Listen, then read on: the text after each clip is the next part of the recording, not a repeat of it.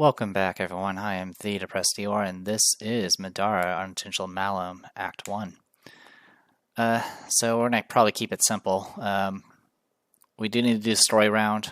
We just finished the Fury of Nature bounty, and I guess I wanted to go ahead and use this opportunity to talk about it. Overall, it's quite the experience. If I were to compare it with Cave Sickle Queen, it was definitely, it made every effort to use all the tools that were available in Middara Act 1 to essentially make a new experience. And it does. It experienced with different map sizes. It definitely did it was successful in making a challenging bounty. As I mentioned before, bounties tend to be about a half a tier higher than what you're supposed to play them in.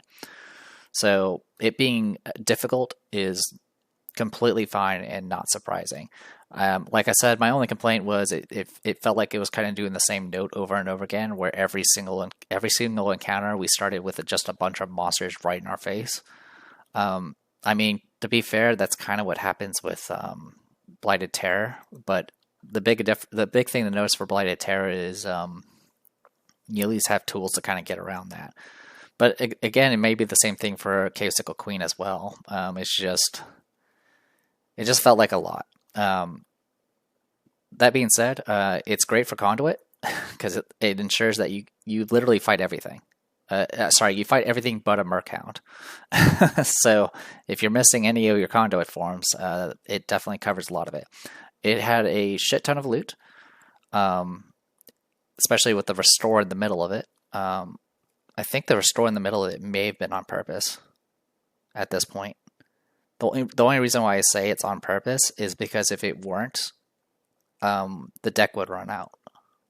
Like, it would actually run out of cards, which I've had happen before. I've had long streams of encounters where eventually you run out of cards in the encounter deck. It's usually, or not in the encounter deck, but the loot deck, because there's only 30 cards, which means if you take out 30 entities, which over the course of maybe 4 or 5 encounters, which sometimes they do chain together like that, that could be the situation. So it may be it may very well be on purpose, because I mean we did what we got through maybe half the deck on that first encounter, give or take. And then we almost went, we had 2 cards that left at the end. I did take a look at the boss thing, and it didn't say anything about instead of, so I believe drawing the loot card was correct.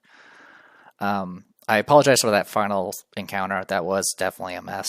Part of it is probably because I was pretty tired, because I just wanted to finish this before the weekend was over, at least on my end of recording. But yeah, it was a lot. It compared to other bounties, I haven't done Pit Boss, so I don't know anything about that. But Blighted Terror and Cave Sickle Queen aren't really.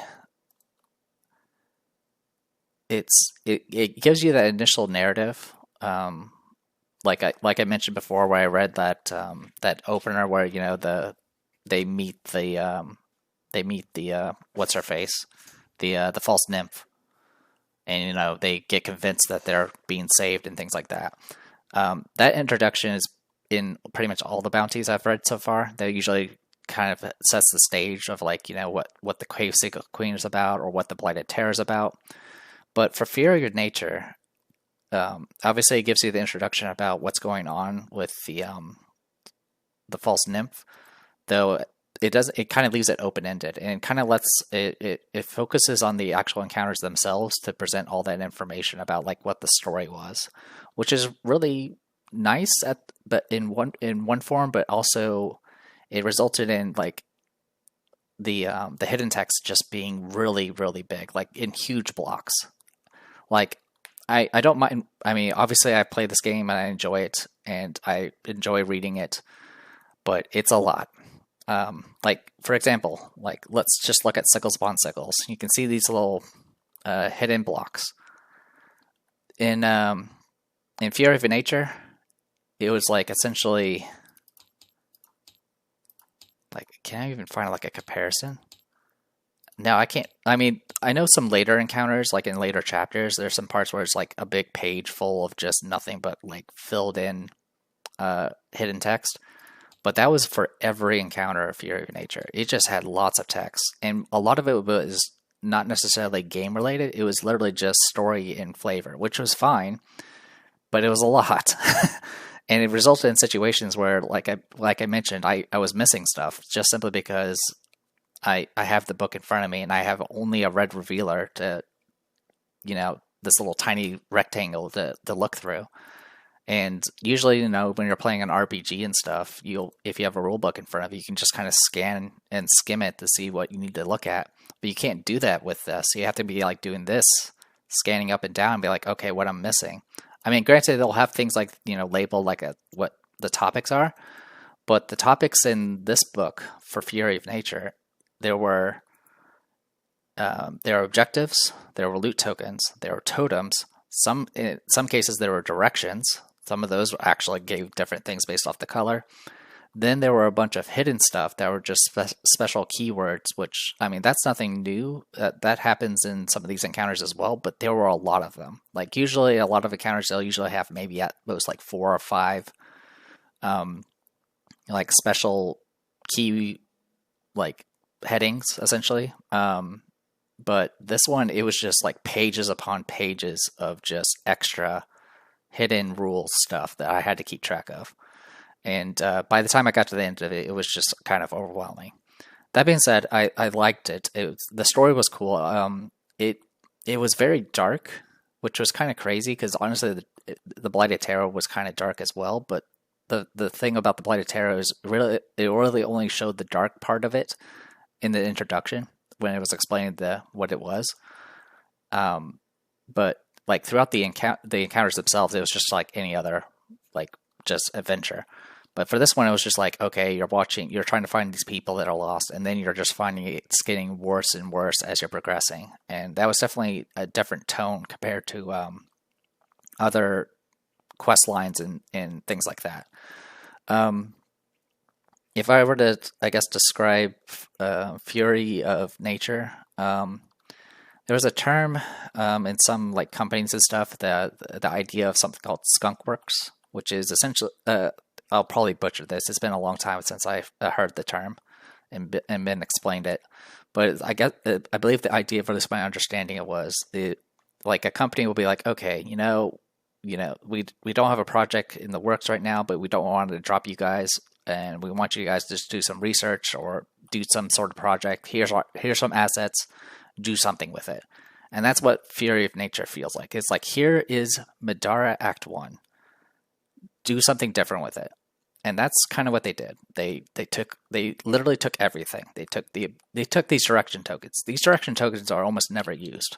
In fact, I don't know when they're ever used in the actual base game, but they used them in this. And then they, took the map tiles that already exist and made like different variations. Because usually the variations are just like a straight line, 2x2, maybe a plus, various L shapes or plus or T shape, or the big 3x3. And this one they're like, here, we're going to do a 4x2. We're going to offset the tile connections to kind of make them to be a different shape instead of relying on things like the obstructing tiles for everything. Like I said, they fully explored it. I suppose my only complaint is maybe they shouldn't have tried everything at the same time. Like I said, it was a lot. But overall, I enjoyed it.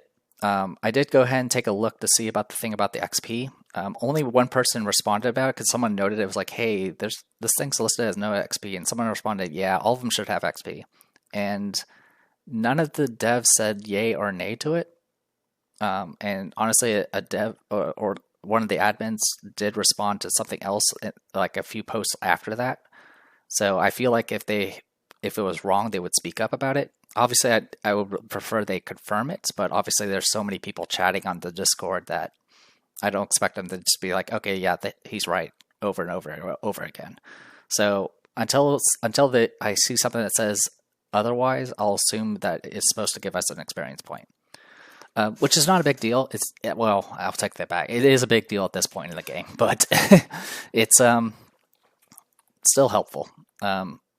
Yeah, and honestly, with how difficult this was, like if you like Cave Sickle Queen, I know for a fact gives you an experience point at the end if you beat it, and if you beat it at mundane tier, you deserve that experience point. And I know some people are asking if whether or not Fury of Nature is harder than Cave Sickle Queen, and I'm not sure the answer.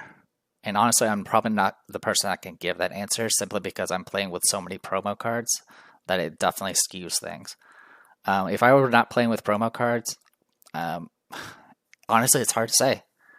Like, I mean, the throwing knives were useful in this one too. The only reason, the thing that did hurt me towards the end was I was kind of holding onto the knives, hoping for a bigger threat, because I wasn't sure when I was going to run into the boss or not. And that definitely hurt me quite a bit. Also, throwing Zeke off a cliff kind of sucks. It does kind of suck that we also didn't get we did miss one thing, which was the blue loot token. I don't know what that will do, that was supposed to do, if anything. I think it may have given us something to like possibly get a cure or something like that for them, but I don't know. But the objectives were nice. Being able to do that extra content. There's also the route that we didn't take where you sneak in from a different direction. I know for a fact, at least from flipping through the diagrams, that grab the ones we need. There are some that I didn't actually play with.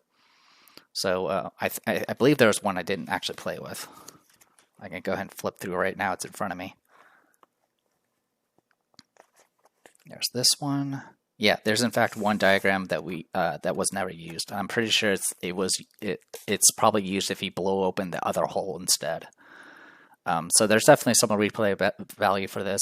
I do like the fact that it just uses Act 1 stuff. So if you are familiar with the game already, it doesn't try to jam a lot of new stuff to per se. Sort of. It's hard to say. Like, what I mean is it doesn't throw a bunch of new cards at you. There are literally, this pouch here had 4 cards in it. 3 of it was just for the boss. Obviously, it was the token, the card, and the initiative card. And then the only other new card was the reward at the end, which is the scythe. By the way, the scythe is rather nice. No notes for it. It's just like really good scythe. The fact that there's not really any good scythes in mundane, any scythes at all in mundane tier unless you have promo cards, and even the promo card's not that good. And this is a really nice thing if you just want to get a scythe. The book itself, the artwork is really nice. I don't know about the quality though. Like, I don't know. It feels like the text was faded. There was definitely some typos, which I didn't read out loud. And there's just some things where it felt weird. Like, the end of this says just go to the story round, but doesn't say restore. I'm pretty sure you're supposed to get a restore. And it's just things like that I feel like they probably should have shored up before shipping this thing out. I don't remember how much I paid for it, to be honest. It probably wasn't that expensive. Honestly, when I received this thing, I forgot I even was supposed to get it. Mainly because they took so long with all the deliveries and stuff like that. But honestly, having more options for bounties is a lot of fun. It definitely can having more options that kind of mix and match things. This definitely this was the first bounty book where I saw where it was like this could be played as a standalone. It'll be a pretty difficult standalone too. And it being the way the dialogue and text and lore and stuff that was being presented, it definitely was trying to lean towards being its own self adventure. It's definitely a tier above any crawl mode I played, but I've only done 2 of the crawls. But yeah, I'm sorry for rambling a bunch, but I just wanted to kind of get my thoughts out about this. So let's focus on something else. We have a lot of money. We also have this nice corpse 4. Let's grab everything that we've got now. We do have we also have a material to play around with if we want to. I was tempted to sell this to get like 50 gold, but honestly, I think we're okay with what we have. Yeah, unfortunately, the Ardor Rings of Reverie are still going to not be used, so we'll put that back in the stash. We're not going to use the Wand of Missiles right now, or the The Wand of Hindsight could possibly be used if we have someone use the Corpse 4. As for who I would give the Corpse 4 to, it would probably be Zeke. I did take some time to kind of look up stuff about freaking Conduit. There are a bunch of new disciplines coming out in Act 2 and 3 that kind of expand on Conduit more. It also kind of helped explain what you do and don't get while resolving these things. So, for example, in the case of this Corpse 4, you get the dice that are listed there for your attack. You do get the casting upgrade.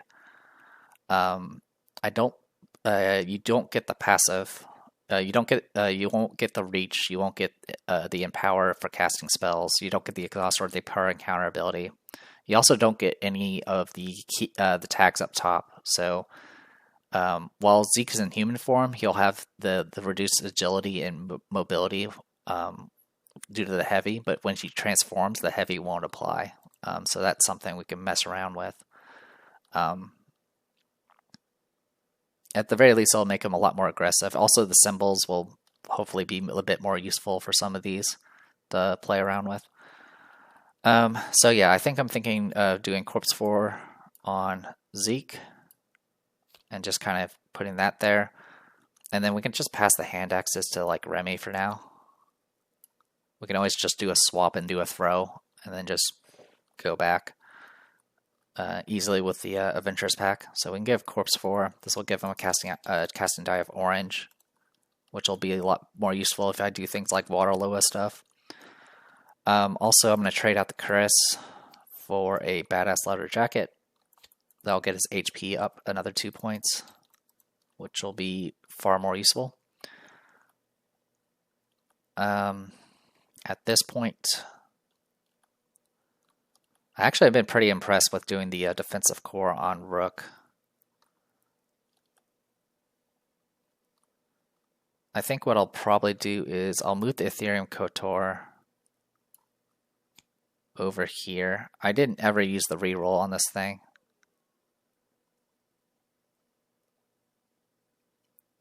Actually, I could have used Ethereum Kotor on other people. That would have been useful. But if I do this, this will get him up to 20 HP. Make him reasonably bulky. But I don't think I want to commit that far. Also, Rook is going to need this anyway. Speaking of Rook, let's do some stuff with him. He has 5 XP.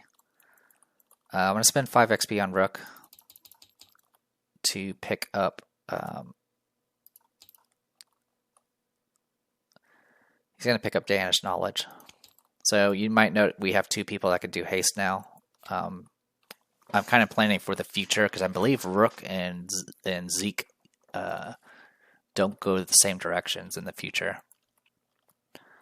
Also, I want Rook to be a summoner, so that's going to be the plan for that. So yeah, I think that's going to be how things are. Let's see, that was 18, 22. Yep, that's all correct. Okay. So yeah, drop the Chris. This will mean we only have 1 armor, which is fine. Leaves us the Chris, which I'll probably sell right now. We can go ahead and take the Wand of Hindsight. The pan flutes are kind of worthless, but I'll still keep them. I'll throw that in the stash for now. We can do Wand of Hindsight for this. At any time, reroll any dice except for black die. Okay. We're going to go ahead and drop the Water Missiles. The Black Belt hat, we're just going to hold on. We can put it up with Rook for now. Bear of Justice, we're going to use. We're going to take care of that in a second. Let's sell the Chorus. That'll get us 5 gold, putting us at 556.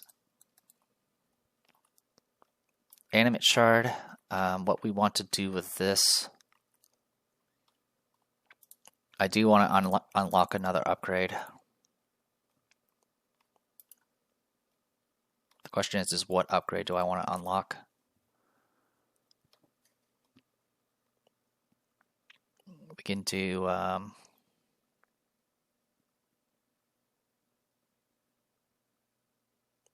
Ethereum's pretty good actually, but Sentient's not bad either.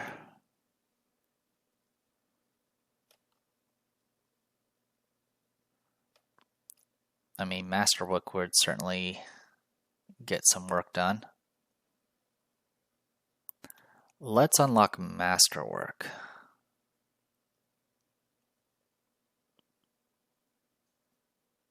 Yeah, we'll unlock Masterwork.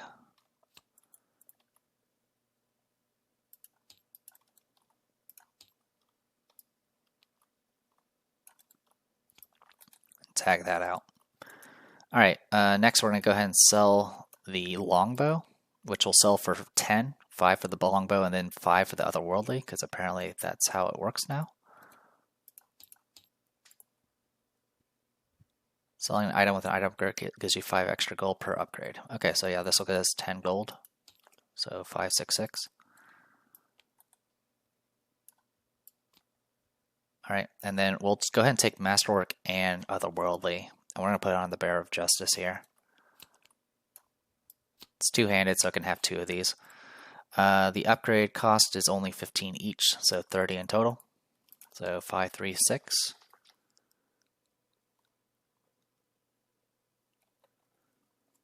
Okay. All right.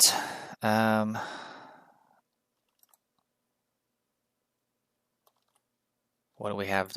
What open slots do we have? We could tag out the magic. Yeah, definitely the amount of consumables we use should show how much how difficult this was. We'll sell the short sword, by the way, for 5. But it's at 541. All right.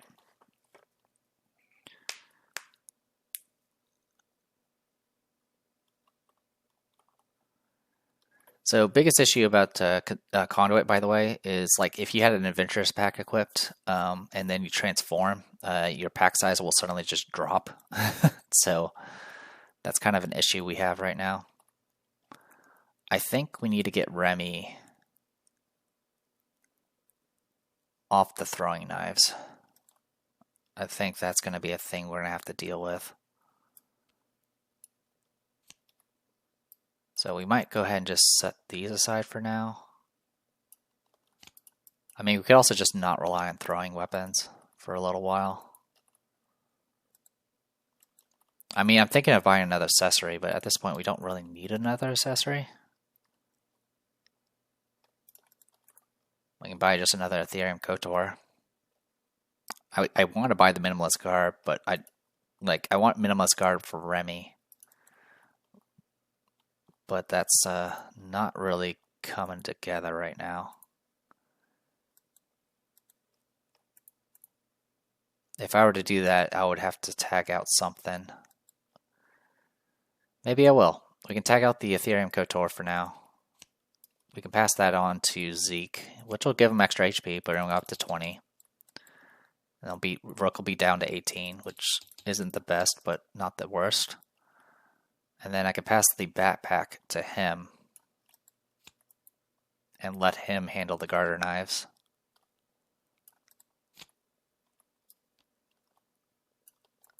Like so. Obviously, we can tag out some of this stuff.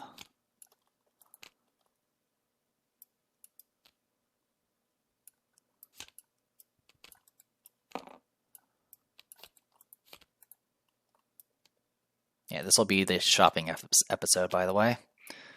If you hadn't gathered that.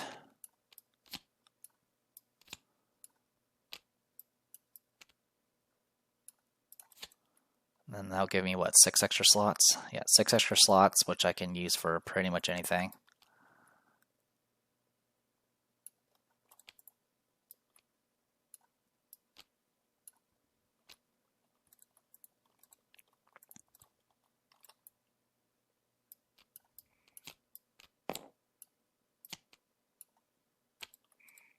In which case I can use... Probably still not going to use hand axes, so don't need to worry about that. We can swap out this for that.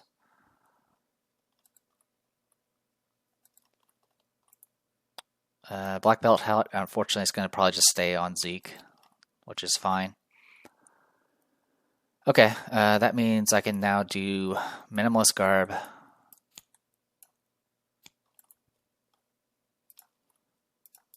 and a quiver. We'll do a minimalist quiver. So this will cost us 120. 4, 2, 1. So what this is going to do is it's going to reduce her consumable slots down to 1. So she'll have 1 consumable. So she's going to have that. That's her consumable. But her mobility will be 9. And she's going to have 4 dodges. Because why not? We can tag out this defensive core. It's going to make her a bit squishy.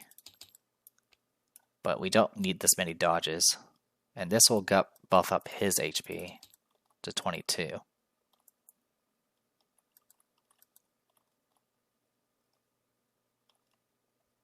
So let's see, 12, that's 16, 18, 22. Yep, 22 health. And now he has a built-in dodge they can actually use.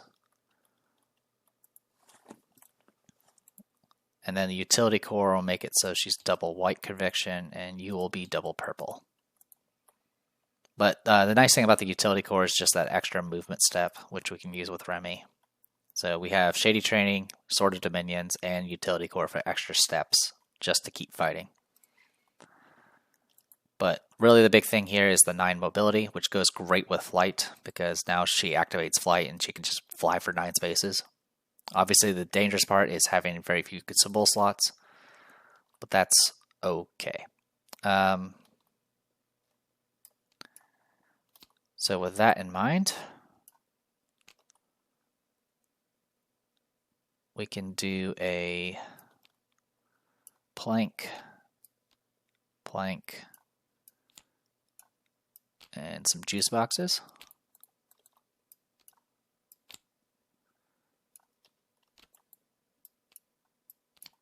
Now that I'm not getting murdered every second, I feel more comfortable doing this. I'll take a magic balm on her. Actually, we'll put this on. We'll put this on Zeke. And then, well, actually, I need to take all of this if I don't want to get forced to discard. So we'll put all of this on Zeke because he's going to be transformed anyway, and then the rest can go here. All right. So there's 12 consumables in the stash right now, or not in the stash, but the market. We have 4 open slots to grab stuff with, so that's good. Corpse 4, we're not going to worry about putting any upgrades on. I could upgrade the longsword just to get that extra accuracy with masterwork, but I don't think we care about it. The plan here is just essentially doing empowered attacks with Bearer of Justice over and over again now. Yeah, and the rest of this I don't think it's a big deal. Alright. As for other upgrades we can possibly be doing, I'm not sure what I want Zeke to do next. So the big issue with Zeke is, unfortunately, he doesn't get... in conduit form, he doesn't get very many options.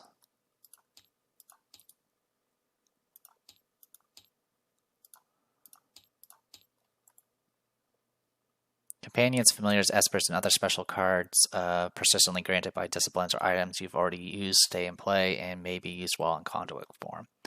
So literally the only thing you can benefit from would be something like familiar, which familiar does have some options.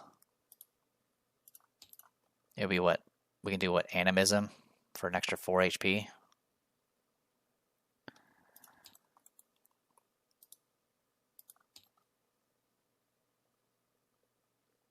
I think what I'll probably be doing is I'll probably save up for Exalted Summoning for Zeke. I think that's going to be the plan.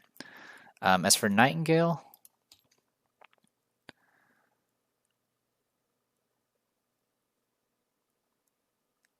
like the shadows would actually be really helpful. But I think I'm going to probably save up for quick blow. Or go straight for a precise shot.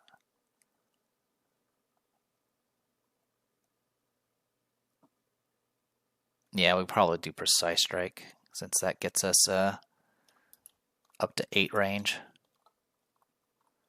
Speaking of 8 range, goodbye True Flight arrow. Will give us what, +1 range. You're limited to having 1 arrow item equipped.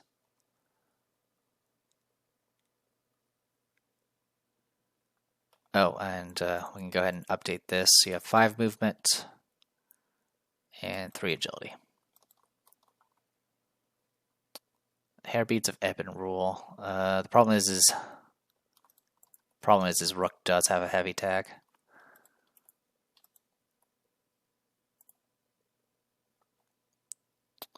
Hair beads would help out Remy if we want extra HP. But I think, yeah, I might go ahead and just grab ourselves some True Flight arrows for now. 15 gold. And I have the open slot for it. You may equip an arrow as though it did not take up a relic slot. Yeah, 15 gold for an arrow. And if we happen to get the other one, that's fine too. So I'll give us, bring us down to 406. Yeah, this bounty has left us with stupid amounts of money.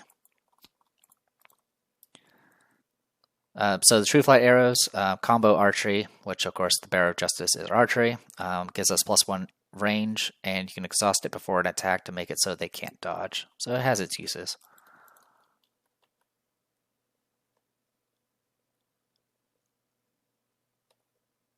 I'm just seeing what all my options are. Yeah, I think that's going to be it. Okay, so we could do some other shopping, but honestly, I think I'm going to hold on to the money and get ready for common tier, because there's going to be even more stuff we want to buy, including some consumables. If we can actually afford to upgrade everything, that would actually be really nice. Because the next bounty we're going to do when the opportunity comes is going to be Cave Sickle Queen. And at that point, we'll actually be ahead of the power curve for that, which will be nice. And then after we do that, that's going to open a lot of doors as far as variants and alternates for Cave Sickles. But yeah, having 2 characters with banished knowledge will hopefully be helpful. Oh yeah, we also have the Sickle Venom. We can always eventually replace that, but it's okay for now. Simply because it's just a range shot that can poison. I mean, if I really want to, I can just buy that other arrow and have 8 range, which is pretty nasty as well. Fate engines are very good as well. But yeah, I think we have what we want for this. So yeah, there's literally nothing else. We've done all the side quests. Bounty's been done, so it's just going to be back to the vaults, page 66.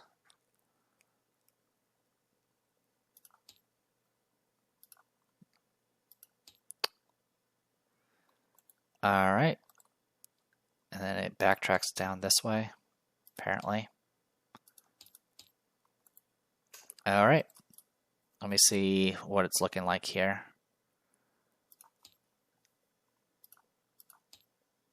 Okay, I will read the flavor text and then we'll call it.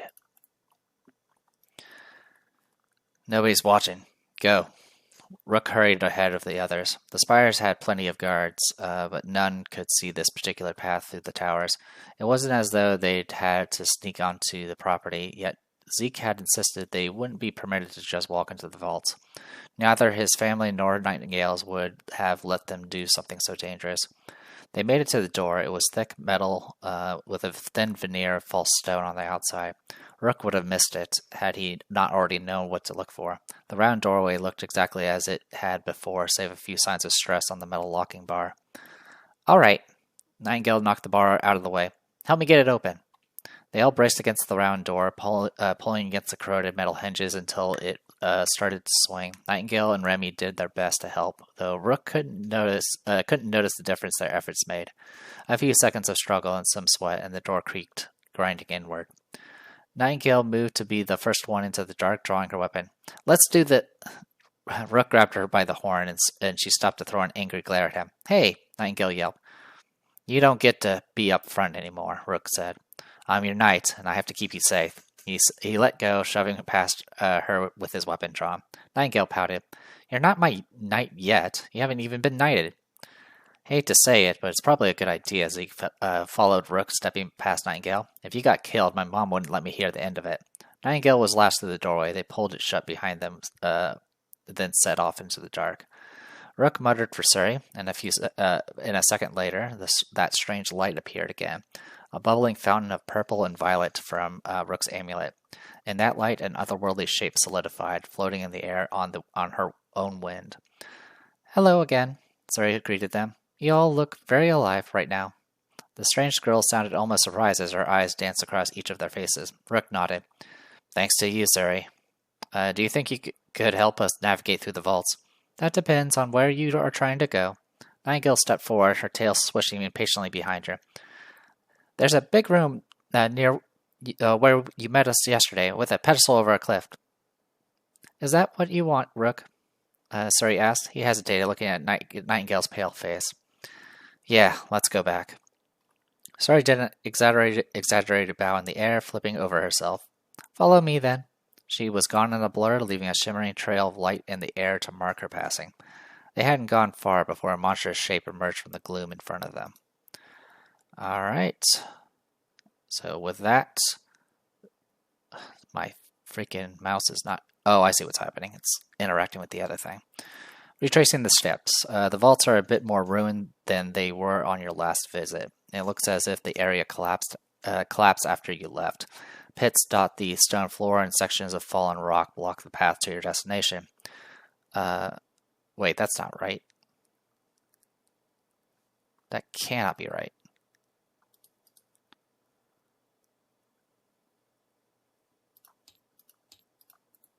Retracing their steps. Main quest. Oh no, it is correct. Okay, never mind. I'm getting mixed up. I was like, this looks really familiar. It looks very familiar to the a later encounter. Sorry about that. The vaults are a bit more ruined than they were on your last visit. It looks as if the area collapsed after you left. Pits dot the stone floor, and sections of fallen rock block the path to your destination, making the descent a bit harder than before. Across from you to the west, you can see the way back down towards the altar room, but it seems that the platform has been completely destroyed. Even stranger is the twitching animate near the exit. The telltale red glow emanates from within the collapsed suit of armor. However, it doesn't look like it's ready to fight. To the north, cave sickles go about their inscrutable business. All right. And we'll deal with all this next time. Sorry for all the rambliness in the beginning there. I just wanted to kind of try to form some thoughts about that bounty. Like I said, overall, it was a lot of fun. It is quite the commitment compared to other bounties, to say the least. And it definitely gets you quite a bit of loot. So, with that, I am the Depressed Hero. This was Middara Unintentional Malum Act 1, and we're going to continue the main story next time.